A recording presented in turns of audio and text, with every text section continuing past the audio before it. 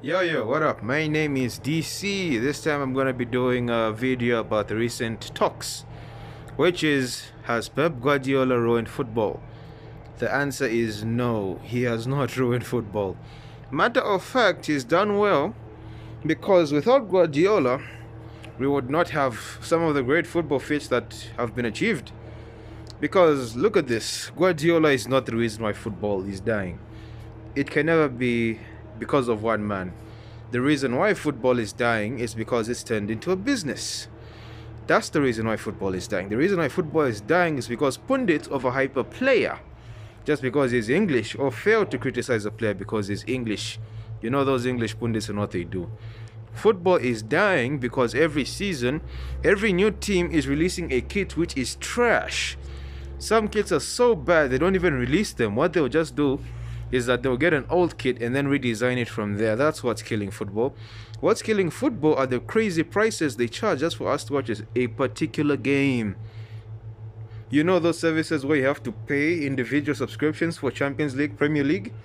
What's killing football is all these players getting paid a lot of money but putting out very little output. Like, look at the average salary of a football player and look at what they contribute. What's killing football is corruption in the game. We all know 115 charges, what they have done. Yet Everton, who had a single charge, were deducted 10 points, in which they did appeal. Even Nottingham Forest were deducted points. I don't know, I feel like another team was deducted points, Derby County. But yet, a team that has 115 charges, not action has been taken upon. That's what's killing football, because Guardiola has in his early years, brought the best out of football. Without Guardiola, we would not have Lionel Messi. Without Guardiola, we would not have that Barcelona team that won the treble. Matter of fact, I think they won 6 trophies in that year. Without Guardiola, we would not have... Matter of fact, without Guardiola, we would not have that brilliant Real Madrid team. I think they scored 100 goals and ended up having a 100 points tally. Do you know why it was so great between Guardiola and Mourinho? Because they pushed each other. That was when football was at its peak. So Guardiola I will never blame Guardiola. In fact, he is the reason. No, Guardiola has done well because he's exposed some of these coaches that try to adopt his philosophies but fail terribly. Terribly. Vincent Kompany, one of them. I know he's one of the unsuccessful ones, but he kept on forcing Burnley to play attacking football. It worked in the Championship, but it definitely didn't work in the Premier League, and they failed to adapt. That's an example. There are so many teams that try to play out from the back, but they can't do it. Do you know why? It's because they don't have the players, and they end up buying players, but don't end up actually using them. And it makes the game boring. What happened to playing a 4-4-2 with a very big top man? The keeper just plays it long, the top man brings the ball down, and the game continues to play. Because if you look at it, some of the greatest managers did not even use Guardiola's. Jose Mourinho, Carlo Ancelotti.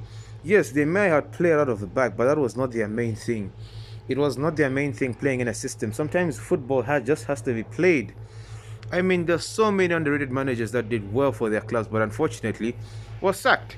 The Aston Villa manager, when Aston Villa got promoted back in the 2019-20 season, I think that was Dean Smith, I'm not sure. Do you know what they did? They centered their game of play around Jack Grealish. And that Villa team, yes, they did not qualify for Europa, but it made you want to watch football because it was around the talisman. Marcelo Bielsa, the way Leeds would press, the way they would run, that was a different type of football we loved. Ole Gunnar Solskjaer. And that 2020-21 season, yes, he was playing off good vibes, but let me be honest, it was very interesting to watch Man United play. It was very interesting. Their counter-attacking was elite. Or Klopp's pressing system. All of this, it makes football interesting when everyone tries to play a different system.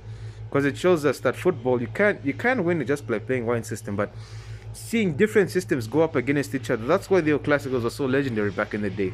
It was possession versus defense, attack versus counter. It was a team that had the ball, and then a team that did not have the ball, but would do the best they could with the ball. Counter attack versus possession. That's why it was so great. The rivalries and everything. But nowadays, Yeah, it's there, but the problem is some of these players think they're too big. Because you can even tell that sometimes, as a fan, eventually you know that you're going to lose a match. No matter how well you play, you're going to lose a match. But what matters is how you play in a match that you're losing. You show that fighting spirit, you put in those good tackles. Even if you're losing 5-0, you could still get a standing ovation just because of the way you play. But some teams at 1-0 down just give up. In short, Pep Guardiola did not ruin football. Business, turning football into a business, ruined football, and overpaying these players, which is a whole other story on its own. I think I might do a video on that. Us as the fans are starved, especially with this new UEFA Champions League format, because they just want to make more games, which makes them more money, and especially the pundits are also a problem. They'll overhype a player that causes controversy, which causes likes, clicks, and shares. And in the modern age, publicity is a currency on its own, and they keep on making money with it. Otherwise, I'll see you on the next one, but I think I'll make a separate video on this.